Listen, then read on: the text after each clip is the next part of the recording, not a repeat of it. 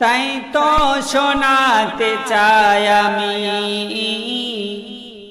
নবীর ঘটনা, ঘটনা শুনে হও মুসলমান নবীর দিবানা। আব্দুল্লাহর উরুস হতে আমিনার কোলে, কুরাইশ বংশ ছিল শহর মক্কাতে এলেন। মা আমিনা নবীজির জননী গো বলে, জন্মের পরে নবী কান্দেন উম্মতি বলে।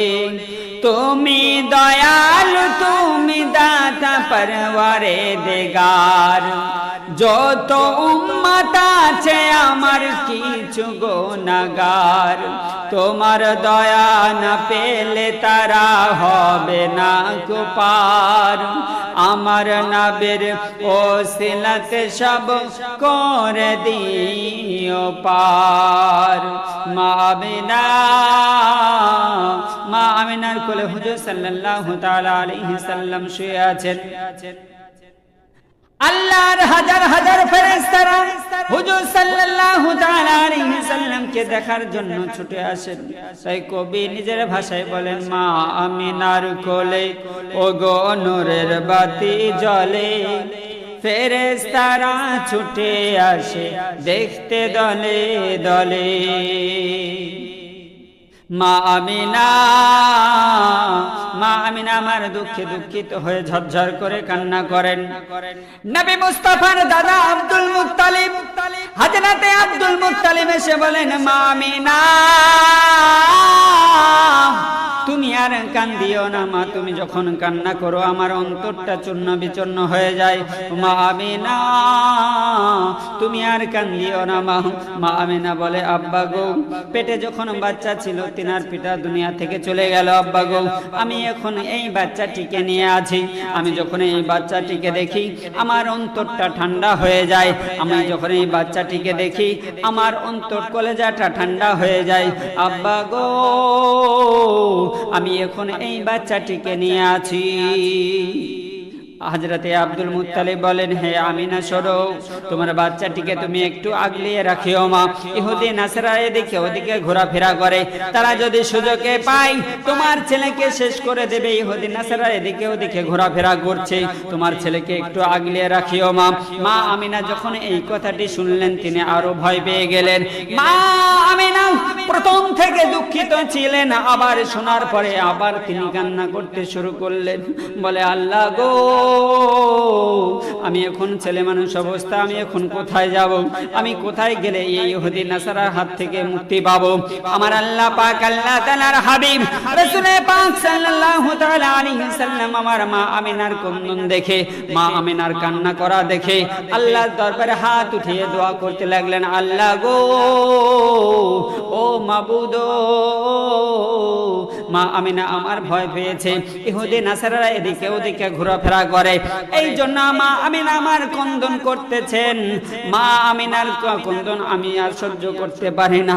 আল্লাহ গো, আমার আম্মা জানের কন্দন আমার আর ভালো লাগে না, আপনি এর একটি ব্যবস্থা করুন। আমার আল্লাহ পাক, আল্লাহ তাআলা হযরত জিবরাইল আলাইহিস সালামকে ডাক দিয়ে বলে, জিবরাইল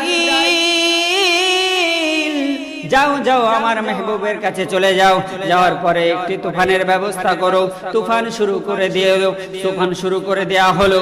জিবরাইল আলাইহিস সালাম যখন চলে আসলেন, আসার পরে তুফানের ব্যবস্থা করা হলো। তুফান শুরু হয়ে গেল। যখন তুফান শুরু হয়ে গেল, ইহুদি নাসারা এদিকে ওদিকে সব পালিয়ে গেল। নবী ছাড়া জান্নাত পাবি না, প্রিয় নবীকে ভুলে যেও না। নবী ছাড়া জান্নাত পাবি না, প্রিয় নবীকে ভুলে যেও না।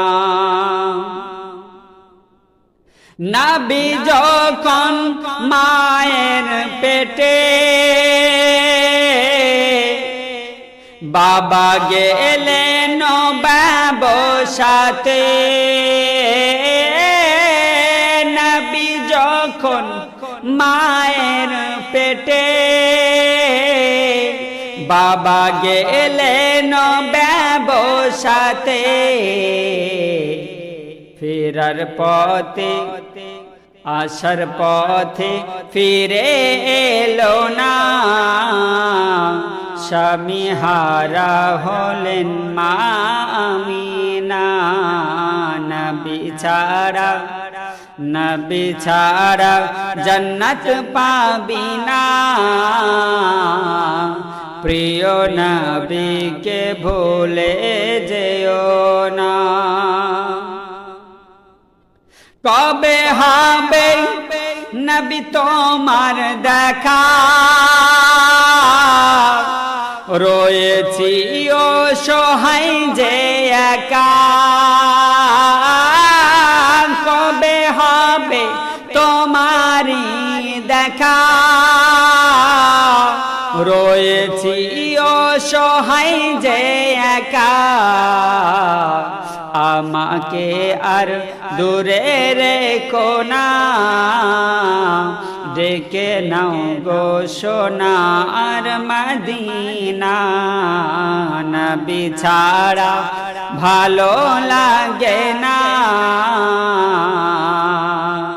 ডেকে নাও গো সোনার মদিনা।